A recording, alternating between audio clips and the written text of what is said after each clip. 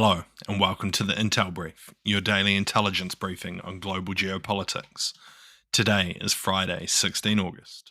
I'm your host, Daniel, the founder of HM Intelligence, and every weekday we bring you not just the news, but the so what from the events and decisions that shape our world. So grab a coffee and get ready to be informed. In today's update, we'll be covering new sabotage warnings issued for German water supply, a Kursk invasion aimed to start talks with Kyiv, and two charged with right-wing terror offences in the UK. So firstly, a town in western Germany's North Rhine-Westphalia, authorities issued a warning to residents on Thursday to avoid using tap water due to possible tampering after discovering a hole in a fence surrounding a local water supply facility, which also serves a nearby military base. The concerns escalated following a similar suspected sabotage incident near a military base at Cologne Airport. By Monday, the immediate threat seemed to diminish, but residents were still advised to boil water before use. This sequence of events is part of a broader context where security measures have been heightened due to repeated incidents of suspected sabotage in the region. Initial reactions included an urgent directive for approximately 10,000 residents to refrain from using tap water for any purpose while investigations continued. Although a specialised fire brigade unit later confirmed that there were no biological or chemical contaminants in the water, the possibility of bacterial contamination still necessitated further tests.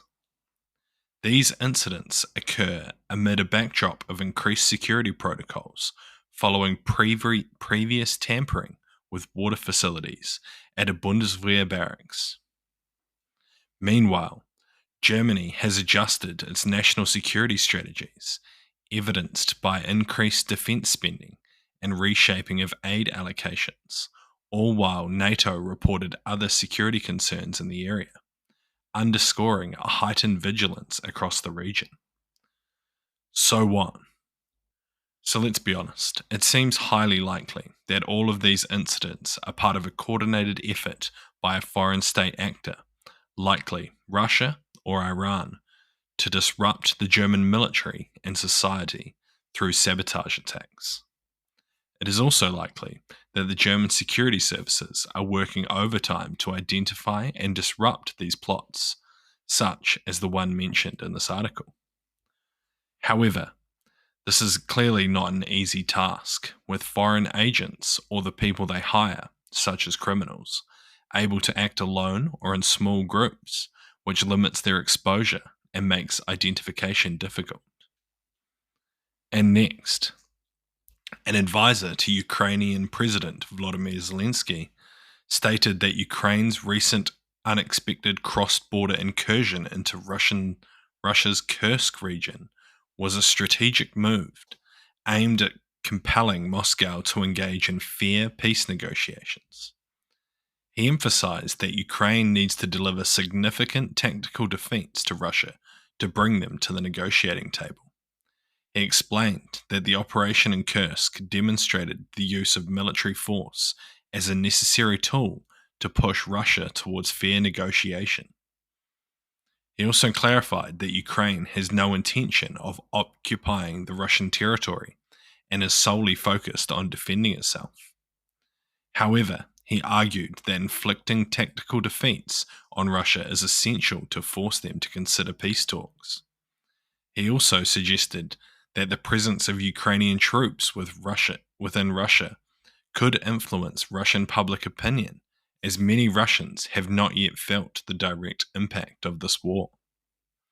This tactic, he implied, might make the war more real for the Russian population, potentially increasing pressure on Moscow to negotiate.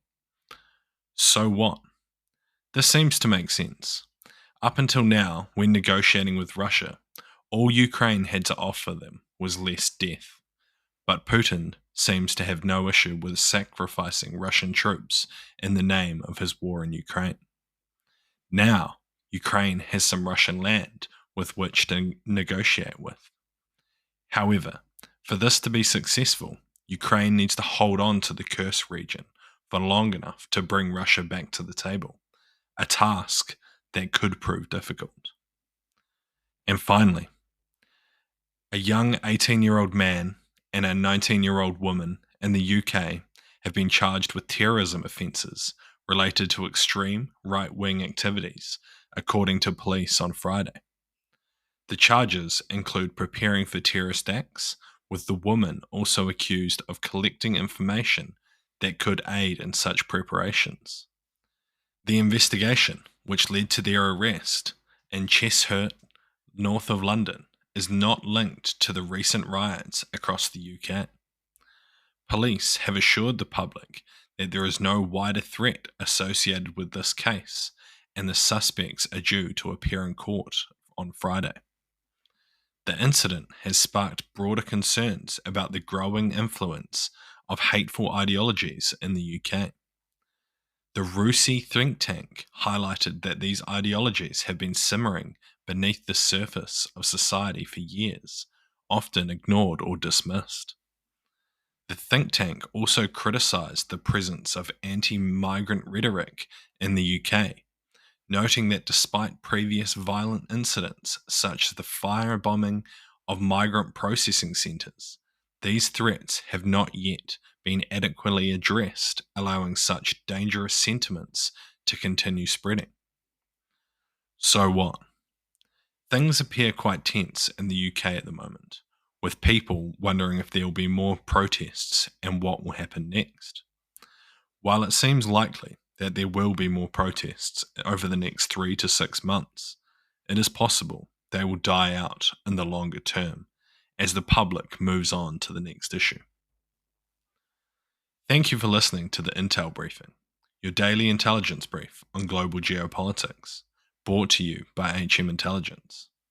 If you want to support the podcast, tell your friends to help them stay informed, or leave us a 5-star review.